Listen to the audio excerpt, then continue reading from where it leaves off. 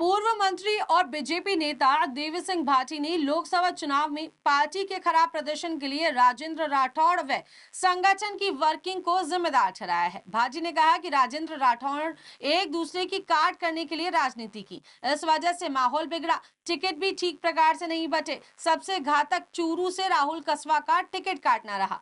भाटी ने ब्यूरोक्रेसी पर भी सवाल उठाए। उन्होंने कहा कि ब्यूरोक्रेसी बेकाबू हो गई। मुख्य सचिव के कमरे के आगे विधायक लाइन लगाकर खड़े रहे। बीकानेर में मंगलवार को मीडिया से बातचीत में देवी सिंह भाटी ने यह कहा कि लोकसभा चुनावों में राजेंद्र राठौड़ ने घेराबंदी करके दबाव बनाकर जिन लोगों को टिकट दिलवाया वो लोग चुनाव हार गए। भाटी ने चूरू में राहुल कस्वा को टिकट नहीं देने का पार्टी का निर्णय गलत बताया और उन्होंने कस्वा और उनकी कार्यशैली की तारीफ भी की। उन्होंने कहा कि राहुल कस्वा का टिकट काटने से जाट वोटर्स छिटक गए, इससे भाजपा को बहुत बड़ा नुकसान हुआ है। भाजपा ने यह भी कहा कि राजेंद्र राठौड़ एक दूसरे को काटने की कोशिश की है। सबसे संकट वाली शुरुआत थी, इससे निश्चित तौर पर वर्तमान और वातावरण जो है खराब हुआ। इसी कारण जगह जगह पार्टी में विद्रोह हो गया। बाड़मेर में भी इसी कारण से निर्दलीय खड़े हुए, अन्य जगह भी इसी तरह के नेता खड़े हो गए। भाटी ने कहा कि टिकटों का वितरण सही होता तो भाजपा की झोली में और सीटें आ सकती थी। और पूर्व मंत्री ने यह भी कहा है कि संगठन ने भी अपना काम सही तरीके से नहीं किया। संगठन में पन्ना प्रमुख, बूथ प्रभारी का काम सही नहीं था। वोटर लिस्ट में किसके नाम जुड़े हैं, किसी ने गलत नाम तो नहीं जोड़ लिए।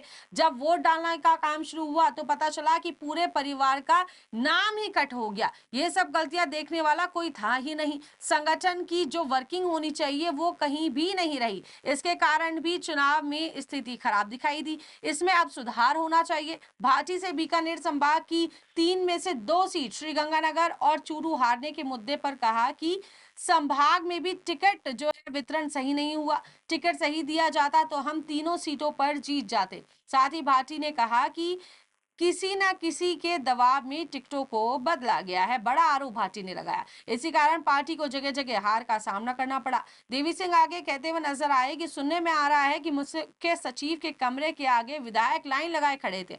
अब ऐसा है जो जनप्रतिनिधि बनना ही बेकार हो गया है। पार्षद हो, पंचायत राज के पदाधिकारी की ऐसे में क्या स्थिति होगी। अंग्रेजों के वक्त की ट्रेनिंग ही अफसरों को दी जा रही है, इसमें भी सुधार होना चाहिए। तो फिलहाल आपको बता दें कि देवी सिंह भाटी ने भारतीय जनता पार्टी पर जो हार के जो आरोप लगाए हैं, जो हार के बड़े कारण जो हैं देवी सिंह भाटी ने बताए हैं। बड़ा कारण जो है राजेंद्र राठौड़ और राहुल कस्वा की आपसी लड़ाई को बताया है। और उन्होंने देवी सिंह भाटी ने यह भी कहा है कि यदि राजेंद्र राठौड़ आपसी खींचतान में नहीं रहते तो चूरू की सीट से विजयी हासिल किया जा सकता था। लेकिन बीजेपी सरकार और संगठन के कामों में और वर्किंग का जो तरीका था उस पर भी देवी सिंह भाटी ने गंभीर आरोप लगाते हुए नजर आए हैं। तो क्या कुछ कह रहे हैं देवी सिंह भाटी, एक बार दिखाते हैं आपको इस वीडियो में। राजस्थान में 1 वर्ष पूर्व ये सबकी भावना थी कि शायद 25 सीटें इस एमपी चुनाव में आएगी और तीसरी बार ये रिकॉर्ड बनेगा। लेकिन हमारे राजेंद्र राठौड़ बिहार ने ये ऐसी गोटियां खेली वहां प्रदेश के अंदर और वहां केंद्र में जाके उसके बाद में ऐसा नक्शा बिगड़ा कि जाट तो कोई बीजेपी के साथ जो समर्थक थे पूरे कट्टर वो भी नहीं रहे। बहुत बड़ा नुकसान इससे हुआ। और भी कारण था कि जैसे टिकटों का वितरण हुआ वो भी हमें लगता है कि सही तरीके से उसका वितरण होता स्थानीय लोगों की राय होकर तो निश्चित तौर पर ये स्थिति नहीं बनती। तो स्थिति बड़ी विकट होगी और ये नतीजा लोगों को भी बड़ा चिंता में लिए बैठा है। इसमें राजेंद्र राठौड़ के अलावा भी कोई है? नहीं, ये सबसे बड़ी आग तो वहीं से लगी। और उसके बाद में एक मोटी बात ये मेरे देखने में आई कि जो संगठन का काम है जिसकी ज्यादा चर्चा हो रही थी कि वो पन्ना प्रमुख, वो बूथ प्रभारी और जो वोटर लिस्ट का आंकलन, नाम जोड़ने कटाने, ये इसके ऊपर कोई वर्किंग नहीं हुई। तो वो एक जो संबल मिलता है चुनाव में, लोगों को घरों से निकालना पड़ता है, गर्मी ज्यादा थी, शादियां थी, तो वो अगर संगठन का वो स्थिति अगर मजबूत होती तो निश्चित तौर पर नतीजे और बढ़िया बेहतर आते बीजेपी के लिए। आप पश्चिम राजस्थान का दवा पश्चिम राजस्थान में एक भी सीट नहीं जीत पाए बिहार को छोड़ ना। ये कुल मिला के बात चाहे पूर्वी राजस्थान हो चाहे पश्चिमी हो, कहीं भी है, उसमें नुकसान बहुत ज्यादा हुआ है। पर ये मोटा मोटी ये कारण मुझे जो लगे मैंने आपको बताया। राजस्थान सरकार का कार्यकाल किस तरह से देखते हैं?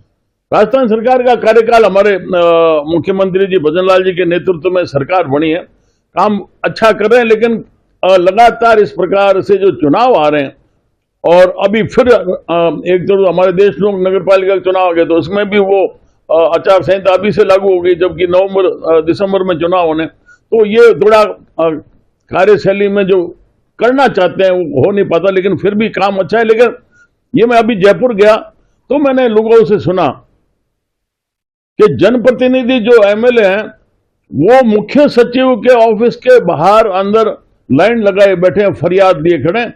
ये स्थिति प्रजातंत्र के लिए और जनप्रतिनिधियों के लिए तो बहुत घातक है और मुंह पर तमाचा है इस व्यवस्था के ऊपर।